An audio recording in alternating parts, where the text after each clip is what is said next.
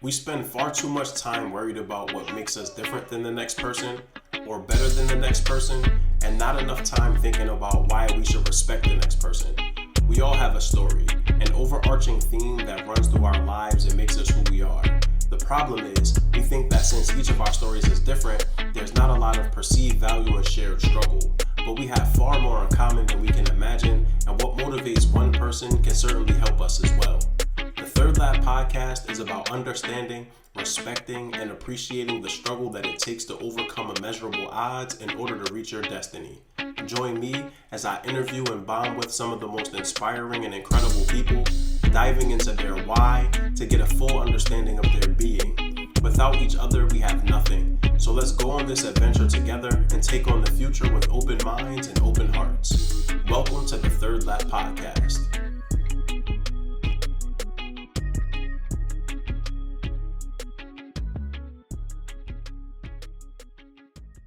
Yo, what's going on, everybody? Welcome to the first ever video Third Lab, right? You know, we've been doing the audio for the longest, but this is the first live video, John. So excited about this. I had to bring the homie Don through, man.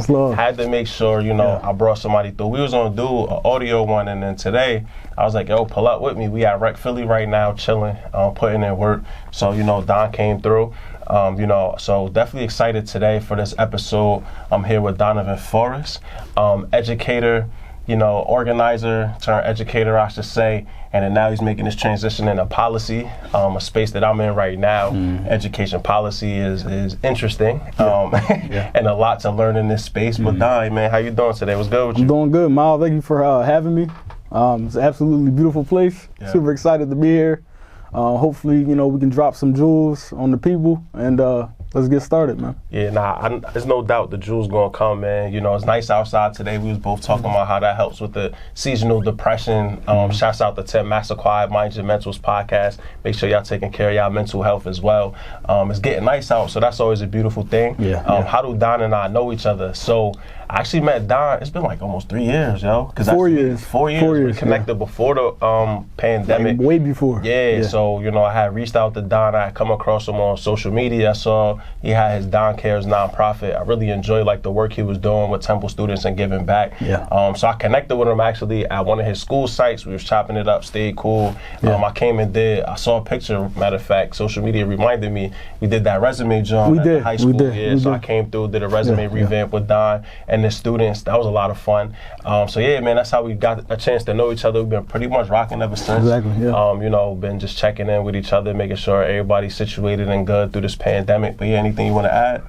It's just a pleasure knowing you, man. I mean, the work that you've done, the growth that you've kind of really embraced. I mean, it's a beautiful thing, man.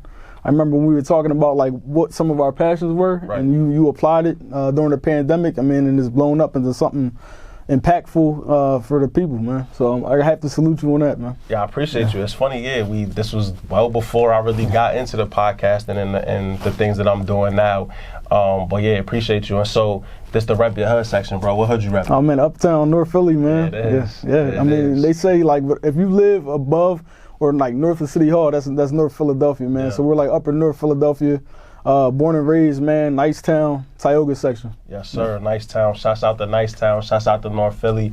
Shouts out to Philly in general. 215 stand up. We just got James Harden. Holla at us, 76ers, you feel me? And so, Don, I mean, we got the pleasantries sort of out of the way. This is really my chance to sort of turn the podcast over to you, though. So, man, talk to us, where would you say, your story starts when you think about Don's origin story and what the foundations of who you are today? Where does that really start? Where did that begin? Yeah, so thank you for that question, man. When I think about Donovan Forrest, the man, the boy turned man, man turned community organizer and an educator, and then eventually getting into the policy space. My story really starts, the moment I was born, right? My birth family. I had the pleasure of being adopted by a God-fearing, educated family. But my story was a loud beginning. I usually call it a loud beginning because my birth mother was addicted to crack cocaine, right? And when I was in the womb, I was dependent on drugs as well. So when I was born, it was a really challenging experience. All the way up into adolescence, I had a lot of behavior issues, and it was hard trying to find my place in the world because, you know, as a black man that has these differences, you know, like not trying to be seen as a bad person or criminal or, you know, somebody that just needs a lot of help, but somebody that just needs to be loved on and somebody that just needs to be supported by the community. You know, my story really starts there. Born and raised North Philadelphia, Abbotsford. I was born in Abbotsford section of North Philly, right off of Ridge Avenue, like Hunting Park, going west. And I think, you know, when you think about that, you know, your life can either go one or two ways. You know, you can end up in jail or dead, or some miracle can happen, and you can end up, you know, going to school, helping, giving back to your community. So that's pretty much where my story starts. You know, when people ask me who am I tell them I'm somebody that, you know, has overcome a lot to become the man he is today, worked hard to get my degree, and also worked hard to give back to my community, which I hope to still do in the future. So.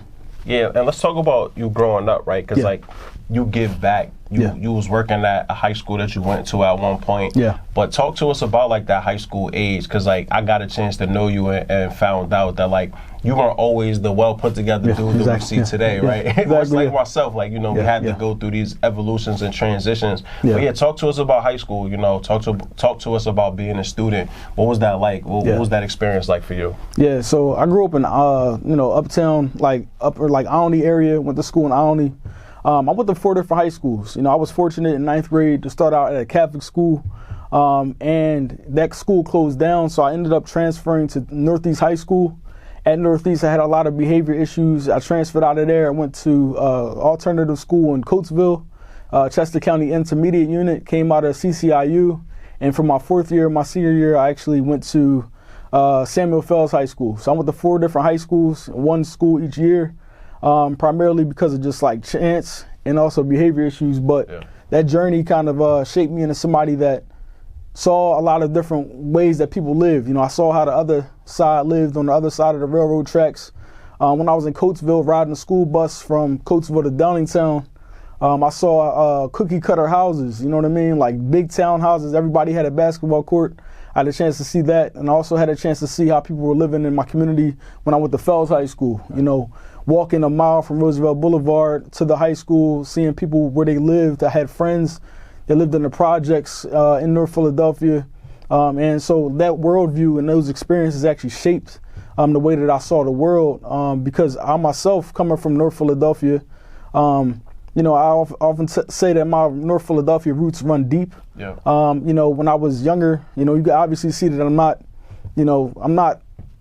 dressed, you know, I'm not dressed like an urban guy, if that makes any sense. You know, I have my cardigans on, I have my, you know, my jeans and my Cole Haans, but when I think about that, like, and how I've always been, you know, I got bullied a lot. So when I say that my North Philadelphia roots run deep, Kevin Hart's mother was actually one of my first mentors. Okay. Her name was Nancy Hart. She died from cancer, I think when I was about 11 years old, but she actually fought off a family from Allegheny when I was going to Sunday school at my church. And, you know, there was one instance where this family was like bullying my brother and I. This one little girl said something to me.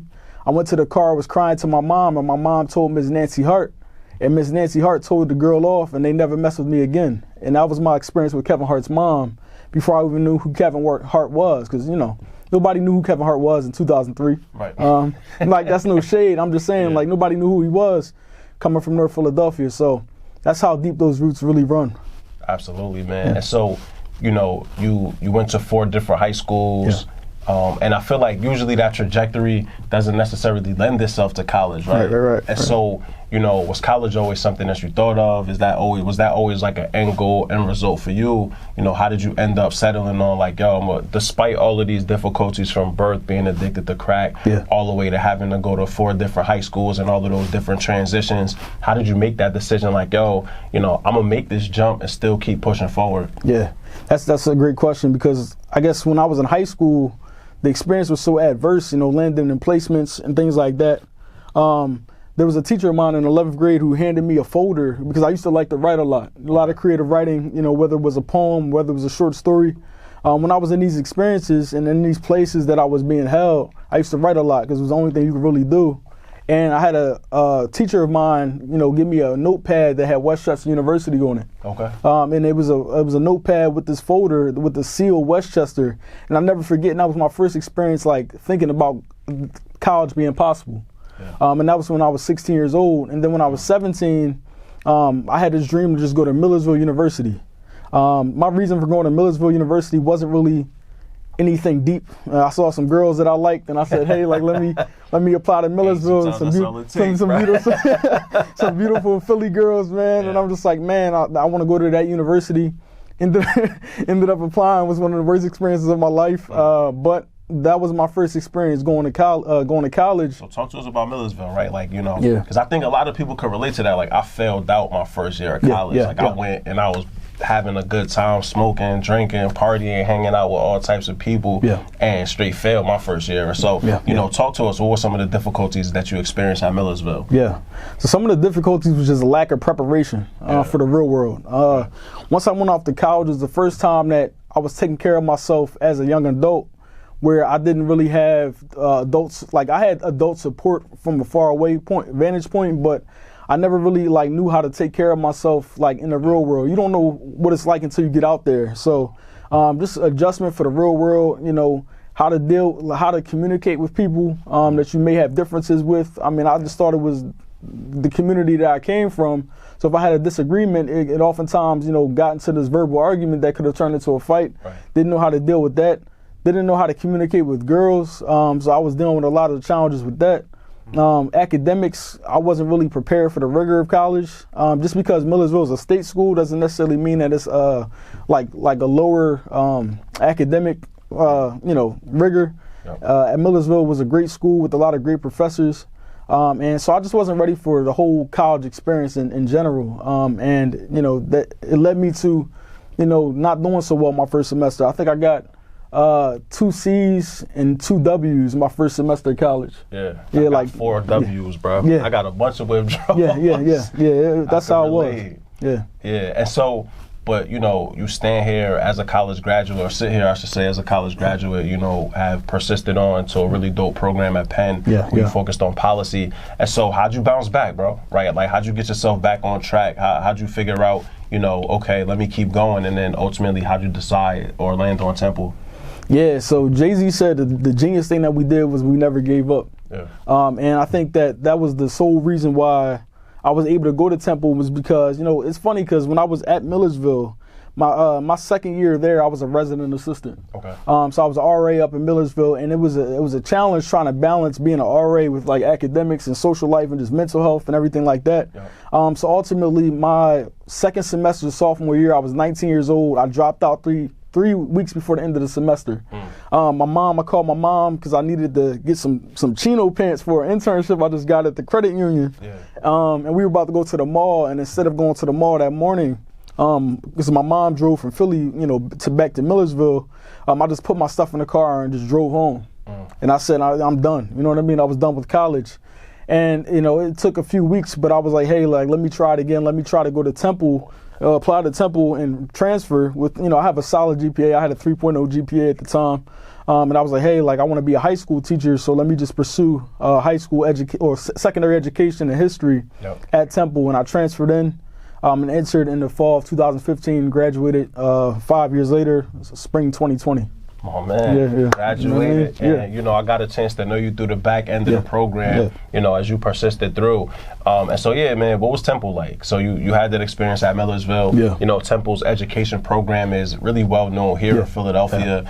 Pump out a ton of teachers into the district, into the neighboring, suburban schools and charter schools here in the city in the greater Philadelphia area. But what was the experience like at Temple? Man, how was my experience? I would say that it was really impactful. Not because of only the work that I've done, but the work of the people around me that were actually engaged in the community. Yeah. When I was at Temple, man, it was a challenge because I wanted to get my degree, and that was the biggest priority at the time. But a lot of people looked at me and said, hey, because you're doing the organizational stuff, the community organizing, when are you going to graduate? That's your number one priority. And I said, no, I got this. but my community also comes first, because I realized that coming to college was something that a lot of people in my community barely even dreamed of. Yep. Being able to get to your junior year of college was something that was like unforeseen in a lot of community spaces I was in. Right. So the fact that I got there, I said, hey, I have to reach back and grab a few folks, you know what I mean, through the nonprofit program. Yep. And so we did that for 5 years. And then we're at a kind of a standstill looking to pivot in the upcoming years. So. Yeah, so talk to us, right? Because, like, you know, community organizing is a big piece of who you are. Like, educator definitely plays a role in that, you know, aspiring to get into, like, the ed policy space, where I'm sure you'll be a rock star like you are with everything that you do. But talk to us about Don Cares, right? Like, in and of itself, it's a dope idea, taking Temple kids, like, Temple students to mentor high school kids.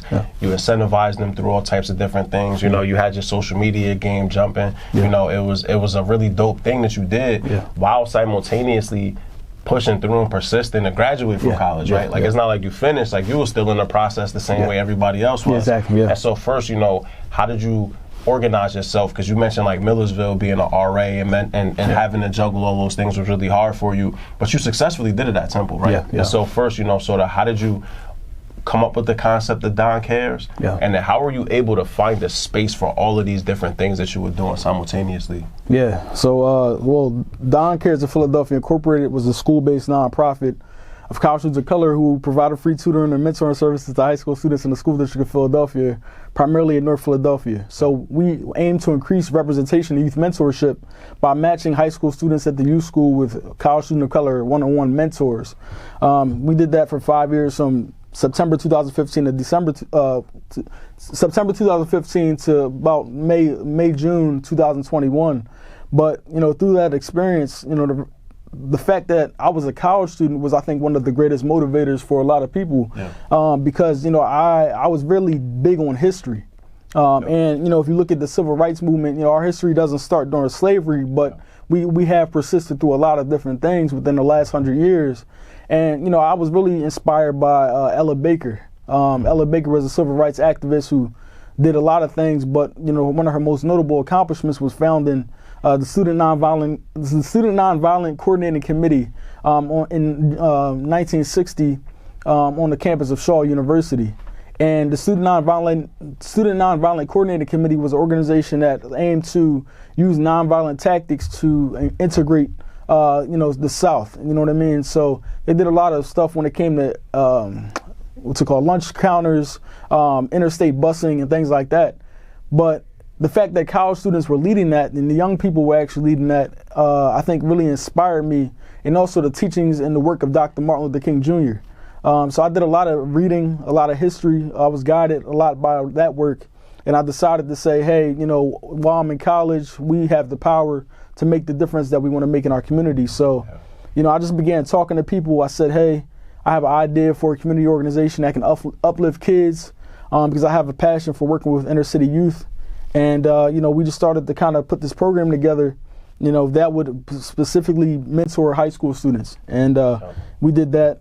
You know, it was challenging, a lot of different challenges that came up, but, you know, we ultimately did it, and a lot of kids were positively impacted. Yeah, absolutely. Shouts out Ella Baker, shouts out Snick. Let's talk about those challenges, though. Because you and I had a lot of conversations about the challenges. You know, definitely about the success. Like, you won tons of awards at Temple. You know, you were really recognized for the outstanding work that you did. But, like, behind the scenes, you was managing a lot, right? I was managing the politics and the people, the personalities. And so, you know, sitting at the top, right? Like, you have this vision. You built out the board, right? You built out all of these people that work for you. You had your volunteers. You had your students. You had to work on fundraising. Like, you had all of these different components. You know, how did you, deal with the different components, right? So delegation, how did you figure out, you know, how did you go through the hiring process to bring people on? But ultimately, when you had to manage difficult conversations, what was your approach to that, to be able to, like, make sure that Don Cares continued to move forward, even if it meant maybe losing friendships and things like that? I think that the number one thing that drove, like, I just drove our success through the challenges, because it's real. When we think about things that are successful, a lot of people don't want to talk about the challenges. Like, when we're on LinkedIn, all we see is job opportunities. You know, I just got promoted. I just got a new job. I just got married. You know what I mean? I just had a child.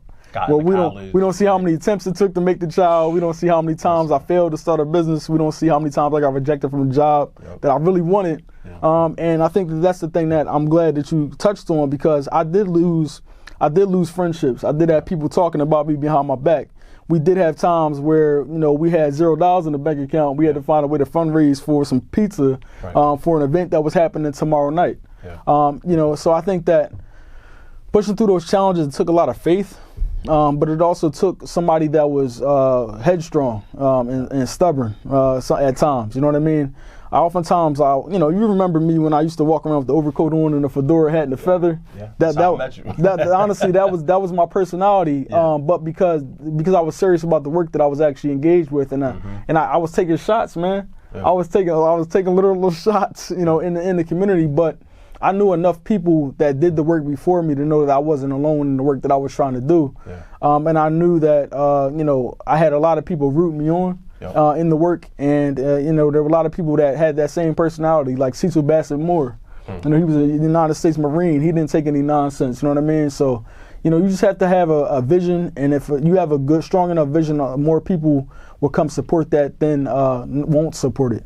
So, yeah, absolutely. And so, I think talking about you or talking to you, we also got to talk about mental health. Yeah, right? Exactly. Yeah. Because it's funny, like I'm sitting here, we doing this interview, and I'm like, man, we've talked about so much of this stuff offline. Exactly. Yeah. But yeah, you and I really ended up also connecting around like the struggles with mental health, right? Talked a lot about, even when we first started coming in, seasonal depression, being balled up, and it was kicking out behind, up to this point. But yeah, man, you also had to keep your mental health as a priority. And I want to commend you. You had given me my flowers, but I want to give you yours too. Oh, man. You've done a lot of work. Right? Like when I first met you, mental health wasn't really a part of the conversation. It wasn't, like that. And then you had a couple hiccups along the way, a couple setbacks along the way where it was like, yo, you came to me and was like, well, how do you manage all of that? Like, how do you prioritize it? I kicked you a couple of the Mind Your Mentals, and we just sat down and ate and just talked on the phone, just talked about a lot of things. But yeah, talk to us, man. How did you really get to a point where your mental health meant more than a job, meant more than maybe a career opportunity, meant more than really anything, because, you figured out that without being in a strong space mentally, without minding your mentals, put the plug in, but without minding your mentals, you wouldn't get to where you was trying to go. Exactly, yeah. Now, that's a great question. I think that when we also talk about all of our accomplishments and everything that we're doing, it's important to talk about who you are as a person, and what different challenges you're dealing with, because I believe that transparency saves lives. As somebody who would think at 26 years old he's relatively proud of some of the things that he's accomplished, at the same time, I'm somebody that struggles with mental health. And I'm going to say that proudly because it's real life, and I'm not going to sugarcoat it. This is physical and mental, at the same time. So when I think about mental health as a whole, I was luckily, and I say luckily because I was fortunate to get the mental health services, but I was luckily diagnosed with bipolar 1 disorder. Okay. And when we think about bipolar 1 disorder, there's a lot of different challenges that you deal with that. There's your depressive lows, there's your manic highs, and there's some of your hypomanic highs as well. But bipolar 1 is very dangerous because if it's left unchecked, you can end up in a morgue. You know what I mean? You can end up in a morgue, you can end up hurting your loved ones, And so, those challenges are something that I really try to have conversation with about people, not coming from a sympathy or a sad or depressed perspective, but a perspective where, hey, mind your mentals, better said than done. When you think about mental health, so, in college, mental health was a big challenge that I dealt with a lot. I lost a lot of weight in college, I started gaining it back maybe a little bit too much. But, it was the biggest, it was something that, I really had to check if I wanted to continue the work that I was doing, in whatever, way I was doing it. So I think that, when I graduated from college, the pandemic hit, and we were in the time when the George Floyd protests happened. So George Floyd was killed in front of everybody on national news. And it shook the entire world. People hit the streets, in so many different proactive ways, in so many different ways, just letting out their frustrations.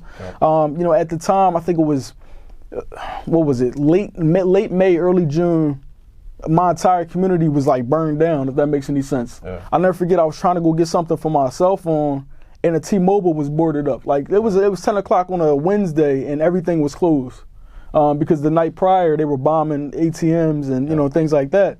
But during that time, it became so much that I had to get help. Yeah. I was forced into getting help instead of just doing something that would keep maintenance. I had to do something as a last resort. Yeah. Instead of preventative measures, I had to be reactive in trying to get services. So I ended up reaching out to my a neighborhood clinic and ended up getting therapy, and ultimately ended up getting on some medications that actually work for keeping me together in a lot of ways. So I'm really blessed to say I'm here with Mal talking about these things, but it's real. And I think that any black man that's out there dealing with it, know that you're not alone, and know that there is hope and there is light at the end of the tunnel if you're willing to drive through it. You know what I mean? Yeah. So sometimes you have to just do what you're most afraid to do, ultimately, so that you can live your best life. And I think that as black men, we don't necessarily believe that living our best life is for us. We tend to think it's for women or people that don't look like us. Right. But we have the right as somebody that's alive and somebody that's ancestors have toiled the soil. To make sure that we're here today, we have an opportunity to live our best lives if we're willing to pursue that. So, Facts. Yeah, nah, man, that's a real eloquent and beautiful way to put it, and I could relate to the not feeling like it was something that was worthwhile, like that I had convinced myself I wasn't worth joy, right? That joy was something that I didn't deserve. Yeah. I told myself that repetitively to the point where it sunk in. And so, I never really worried about joy. And then definitely when I started working and got into like the career pathway that I'm on in education, I was never thinking about joy. Yeah. Right. And I will never forget it. Shout outs to Shadeen Francis, my wife and I, she's our couples therapist. And we were sitting in a couples therapy session before the pandemic. So it was a couple of years ago.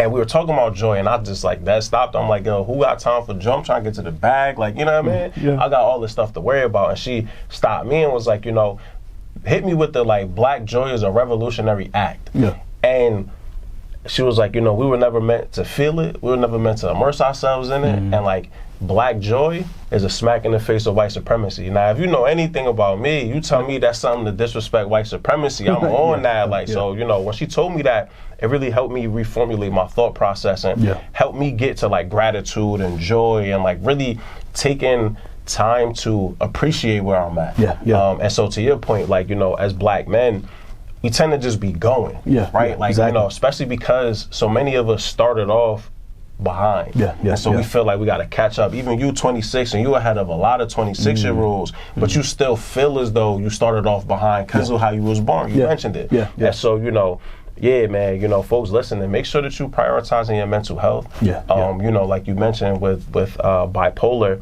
and you talking to me about the hypermania. And I'm listening to these stories like, yo, what? That's wild. You know what I mean? I got my depression, and so I'm usually at the bottom of it. I couldn't imagine the manic shit, right? The mania. It's real. It is. It's so, you break from reality. And some of the stuff you was telling me that was happening while you was in the manic states, and I'm just I just prayed on it, man. Yo, make sure my young boy good, because in the end of the day, you did the work though. You found the therapy. You managed this mental health piece so that you can put all the other pieces together. And so we sitting here today, we chopping it up. What are you doing right now, bro? You mentioned community organizing, the transition into education. Now, moving away from education, at least in this more technical form, to parlay that into policy. And so what's up with the policy piece, man? What do you see yourself, what you got going on right now? Yeah, so thank you for that question, man, because, nonprofits are my first love. Running a nonprofit. I mean, I had so much fun with it as well as the challenges, but I had so much fun with it. And I'm currently at University of Pennsylvania studying for my Master's of Public Administration at the Fells Institute of Government. So I kind of went full circle when it comes from Samuel Fells High School to Fells Institute, University of Pennsylvania. And it's a stark difference. You know what I mean? This is really stark difference. And I think that, going to UPenn, pursuing a master's of public administration. Ultimately, I want to lead a nonprofit. Yeah. I want to lead a nonprofit in the educational space. Looking to, these are ambitious goals, but I believe that it's possible. And we've been talking about it for a while now. But pursuing, living in New York City, where that job market is booming, where the opportunity to serve diverse populations is astounding. And I think that that's something that I'm interested in doing within the next 2 years. Is pivoting to New York. I currently work in New York City virtually in the Bronx, doing some type of educational stuff there. And I'm also working as a policy and program fellow at a local nonprofit organization that's government based. So I have a lot of different moving parts, but I'm blessed to be able to manage them all. So. Yeah, nah, for sure. Yeah, we've had a lot of conversations about New York. And shouts out to the homie Kevin Bryant. He was my former supervisor at Uncommon Schools, and definitely one of the homies. And when I first started with Uncommon, we was just walking around New York City, just chopping it up, talking. And he turned to me and he was like, "If you can make it in New York, you can make it anywhere, right? Because you swimming with the sharks." And I tell everybody the same thing. I love Philly. You see it. I keep it on me like it's nothing. Philadelphia is my home and where my heart is for sure. But New York City is a different beast, bro. Right? And so, shouts out to all the homies still in New York, man. Shouts out to everybody still getting busy in the city. My man's on his way, right? So y'all better get out the way, because my man's on his way. He about to get right. Oh, man. But yeah, so what is your motivation though, Don, right? Like you, at 26, have done a lot, right? Like you've done more than I have at 36, realistically. As far as on paper accomplishments, at least, you know what I mean? So, let's not, I'm gonna give you your flowers, bro, because you're a hardworking man. And so, but what motivates you though, right? Like, I feel as though you could move out of the nonprofit space really into any space that you want to. You could exist in any space that you want to, but you stay so committed to being an integral part of your community and showing kids from the community where you came from, or kids that look like you, that it's possible, right? Like where you started is not where you've ended. So, what is your motivation, man? Like, what's your intrinsic why? Why do you go so hard the way that you do? I just think it's a part of who we are as black folks. Not even just in a sense where we were toiling in somebody's fields, but it's because everything started from a black man and woman. You know what I mean? So Africa kind of was the basis of all creation. So I think that has been passed down generation to generation, through families and through my lineage, to kind of to me, where I'm like, hey, I need to work hard because, that's just what you do. I don't know how else to explain it. That's a really hard question. What motivates me? I think every day I get up and just wanting to be a better person, a better version of myself. Because I've seen so many different lows. I'm not saying I had the worst life, you know what I mean? I had the most, challenging experiences, but I have seen a lot. And I have, and I have seen other people that could be motivated to be successful. So, when I'm working in these communities, I see a lot of young men, a lot of young women that I see their potential as well. It's not one person I can come across and not see that they can be very successful. So, being a teacher, working in community organizing spaces, moving into policy, I think I'm doing it for the people that look like me, and ultimately, probably, maybe my future children as well, showing them what's possible because, we started a couple steps behind. Right. So I think, in one of the most interesting spaces, a lot of people say, hey, what's your motivation? I oftentimes say I came out the womb suffering from withdrawal. I've been a fighter since birth. There's no other way to put it. You know what I mean? So, that's really where it comes from. And so, to kind of stay in this lane, and maybe you haven't thought too much about it because you're still relatively young. But talk to us about what kind of legacy do you see yourself leaving behind? What do you want people to remember you for? There's a song from J. Cole. I don't even know what the song is, but you know exactly what I'm talking about. Oh, man, you don't rock with J. Cole? Oh, man, why is that? Man, that's a whole different podcast. Respect to J. Cole. I respect the music. I just never got into his music, though.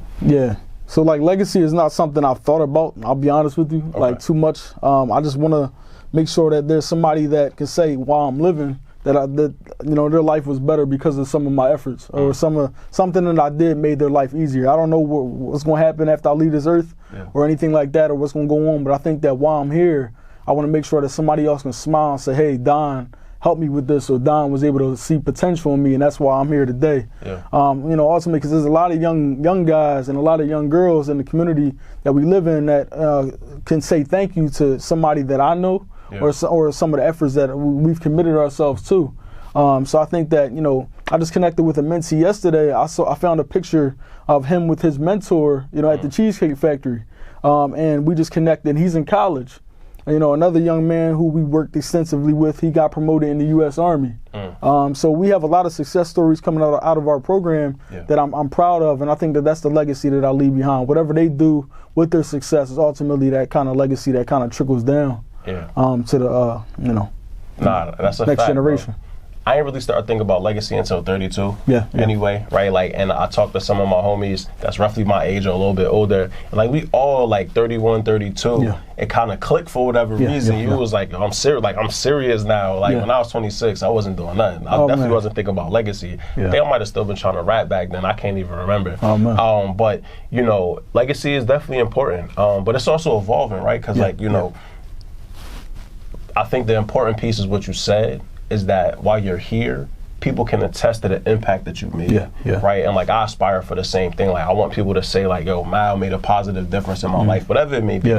And that's really where this came from, And you mentioned the protests, George Floyd, Breonna Taylor, R.I.P. to both of them. And like all the things that happened, like that made for me changed my whole life. Because I was trying to be, shouts out to Gail and the 4th and John team, Mally, Prime, all y'all boys, what up. But like, I was really, Hollywood Hearn too, of course, but I was in that space trying to be an Eagles blogger, and I had gotten accepted to Temple's journalism school, was like gearing up to go and get my journalism, my master's, and all of that stuff happened in regards to the protests.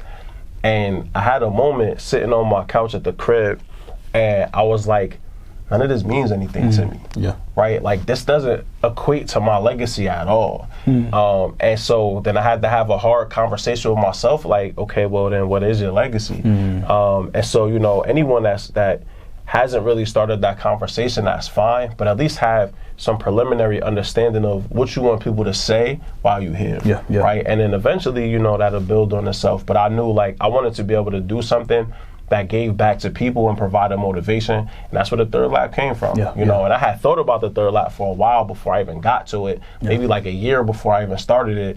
And then once the protests and stuff happened, I signed up for the LLC. I started figuring out the content part, and I was like, I'm gonna drop the first episode on my birthday. And a year and a half later, here we are, still rocking, right? Like evolving. We on camera now, we on video now. Stepping it up. And so legacy will come. But, I'm glad that you've already started to kind of lay the foundational pieces to figure out what that'll be. And so you talked about what your motivation is. This segment here is called the Motivational Thoughts for the People. And so really, man, it's a couple minutes of like, what would you suggest to people that are trying to find their path, right? That maybe they love something, but have yet to really commit themselves fully to it, right? Like, you've already started a nonprofit, you're getting your MPA so that you can move on and move into bigger spaces and have a larger impact on the community and on the world. What would you suggest to people that are trying to find their way? I think that's a great question. Exactly what you did. Service plus passion equals purpose. I think that's something I kind of figured out, or like I wrote that equation when I was like 23 years old, and I said, service plus passion equals purpose. Whatever it is that you are passionate about, that you love to do, whether it's music, whether it's sports, whether it's just raising your children, if you combine that with purpose, right, or service and being able to serve other people, you'll ultimately find your purpose or one of your purposes. So when I think about what Mal did with the Third Lap podcast, or what my team did with Don Cares of Philadelphia Incorporated, I think that when we think about that, we had a passion for mentorship, we had a passion for writing, we had a passion for media, studies and production. And when you think about that, we were able to serve the people. We found one of our many purposes that can lead to a legacy that other people can be, proud of when we think about who Mal was and who Don was, 100 years from now. Ultimately. So I think that that's what I would say to people. If you're looking for that passion, you don't need to brainstorm 100 years, 100 nights, 40 years, 40 nights, whatever it is.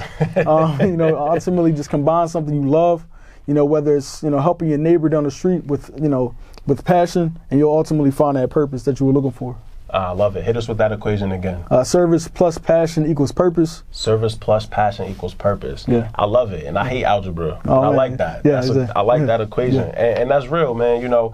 I think that a lot of times we put so much pressure on ourselves to figure it out. And like, I see the kids coming out of high school going to college, and you're supposed to have it figured out, right? And like young boys and some of my young women, hit me and be like, I'm lost. You're supposed to be lost. Yeah, exactly. Yeah. And like, that's the crazy thing to me about college and college debt is that we 18 making choices that affect us well into our 30s, 40s, maybe the rest of our lives, right? And so, I think that it's important what you mentioned is that, what are you passionate about? Like, what do you enjoy doing? Start small. Do something small. Like, like you said, I love kids. All right, well, what about kids? You like, write you a little book, a little short story. Exactly, Something cool, right? Like, you like multimedia, I had to buy a camera. Like, I had to cop a camera, I had to buy a membership here at Rec Philly. Like, but in the end of the day, those are all deposits in the bank that ultimately lead to a bigger outcome, right? Like, you had to sacrifice so much for Don Cares, social life in a lot of ways. Even other opportunities that might have paid you when you wasn't getting paid. But in the end of the day, you knew what your passion was, you knew what your motivation was, and you stuck to it. And I commend you for that, man. So anybody listening, start small. It don't gotta be some huge jump, right? You enjoy investments. Look at some crypto. Get you $10 in some crypto, right? Start small. You probably lose your whole $10 because crypto going bananas right now. But make sure that you start small, get some momentum going, and then build on top of it. But love what you do and do what you love, man. Again, it's back to joy, right? Like, we deserve to be joyful in our lives. And you may not find joy working for somebody 9 to 5, but as soon as 5 o'clock hit at 5:01 to when you go to sleep that night, what you doing for yourself, what you doing for your family, what you doing for your community in a lot of ways, man. And so, Donna, I love that, the algorithm, that you put together there. And so, books are a big part of like this podcast as well. I have in full transparency, I have not updated that book list in forever because there's like 100 books up there. So if y'all run through the 100 books, hit me, I'll give you some more books. But until y'all get through the 100, I'm not adding no more books. 100 books up there. But every episode I ask people, what books that they connected with or interacted with that were, transformational for them. If it's not a book, if it's an audio book, if it's something you watched on YouTube University, whatever it is. But like, as you've developed and grown as a person, where have you gone in regards to resources to help you get better? Yeah, that's a great question. So I know it's a little controversial, but when I was in 8th grade, this was before, he kind of went on a tangent politically, but Dr. Benjamin Carson. Okay. So Dr. Ben Carson was a brain surgeon who separated the first conjoined twins at the head back in the 80s or the 90s, I do believe. But he wrote a book called Gifted Hands. And something about Dr. Ben Carson that resonated with me is because when I was in 8th grade, I had a lot of behavior issues, a lot of anger issues, a lot of unresolved trauma. And the same thing was for Dr. Ben Carson. There was a time when, I'll never forget it, in his book, Gifted Hands, he wasn't always a successful young man going to medical school, Johns Hopkins University, working in Johns Hopkins Hospital. He was somebody that was challenged very much so, a lot of the young men in our communities. And there was one time when he had anger issues, and there was somebody at his school that ticked him off. Ultimately, and he had a knife in his bag. And it was like one of those Boy Scout knives, and he tried to stab the young guy, in his abdomen. The only thing that saved the young guy from being stabbed was his belt buckle. Wow.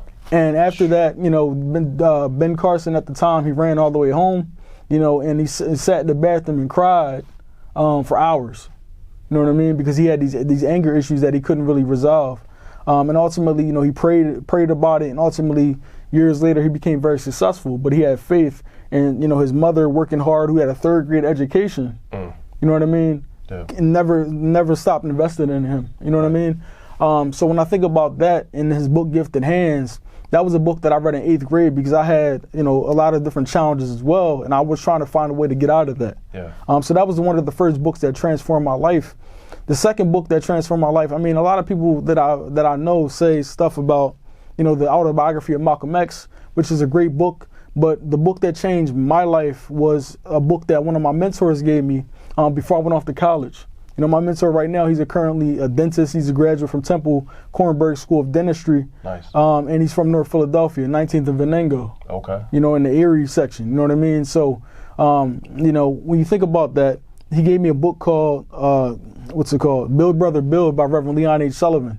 Reverend Leon H. Sullivan was a minister. He was an activist. He was a civil rights activist. And he was also a businessman.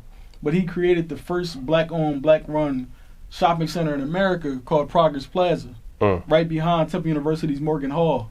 That was the first black-owned, black-run shopping center in America, right there in North Philadelphia, between Jefferson Streets and Cecil B. Moore. So that book ultimately changed my life because he founded an organization called OIC, Opportunities Industrialization Center, that gave thousands of black people jobs in the 60s. Yep.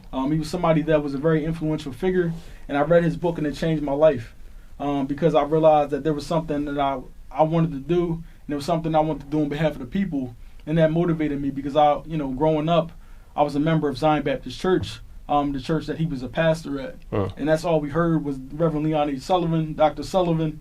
So I learned a lot from him growing up, and that legacy ultimately inspired me to give back in my own community.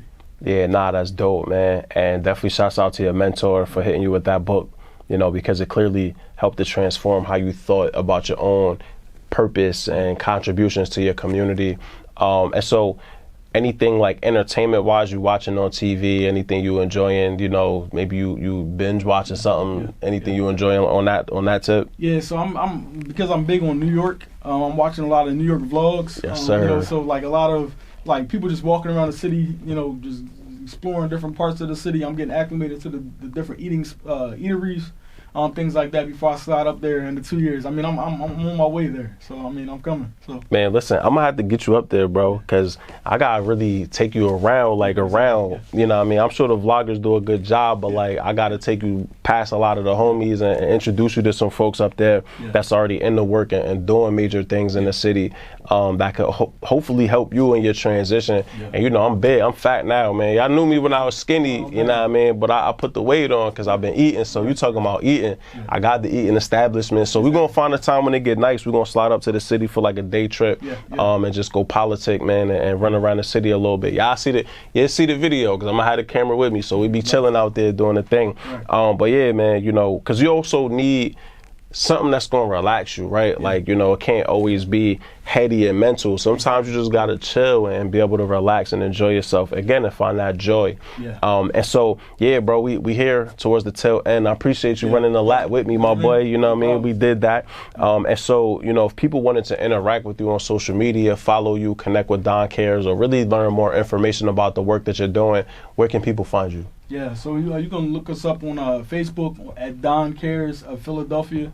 Just spell it out, DONCARES of Philadelphia. You can find us on Instagram, Don DON Cares of Phila PHILA on Twitter and Instagram. Absolutely, bro. And so yeah, like I said, we made it to the end. Any last things you want to share before we sign out? I mean, you have any questions you want to ask? Kind of probe, because I'm good. Nah, no real questions. I feel like we got a chance to really get into, you know, a lot of your backstory, and that's why I really wanted to do this, right? It's because like you mentioned, you know, LinkedIn is great about showing the accomplishments, but the third lap exists because it's important to show. We see the 10,000 hours, right? We see when you hit your success, you done won your championship, you doing it big, you know, but the third lap is about what happened leading up to the success. Because in the end of the day, man, you know, we could turn on anything and see success, right? Like everybody posturing on Instagram, everybody fronting, you know, nobody show you them down bad. The important part is that we get a chance to see, yo, you was down bad, but you bounced back, right? Trials, tribulations, triumph, bro. You know, like that's the 3 T's, man. It's important that story be told. So nah, man, I feel like your story was told. And you know, the best part of your story is that it's still ongoing. That like you have so many more things to accomplish.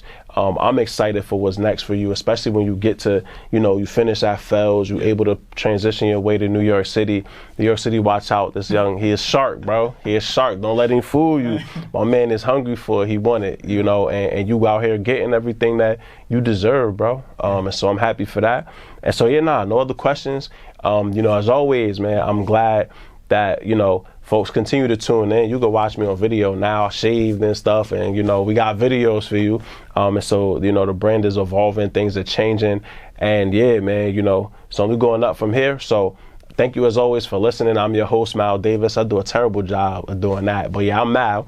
And not Mal, it's not Jamal. You know what I mean? Malcolm, Mal Davis. And this is another episode of the Third Lap Podcast. Each one teach one. We all learn together. Peace. Thank you for tuning into another episode of the Third Lap Podcast. This is your host, Mal Davis. Please visit thethirdlappodcast.com for more information about the podcast, about our guests, and also to see our reading list. You can find us at The Third Lap Podcast on LinkedIn and Facebook, at Third Lap on Twitter, and at third_lap_podcast on Instagram. If you know anyone that would be great to be featured on this show, please reach out to our host, Mal Davis. He's always looking for interesting people to learn more about them and to talk about their pathway. Thank you so much again. Have a good one.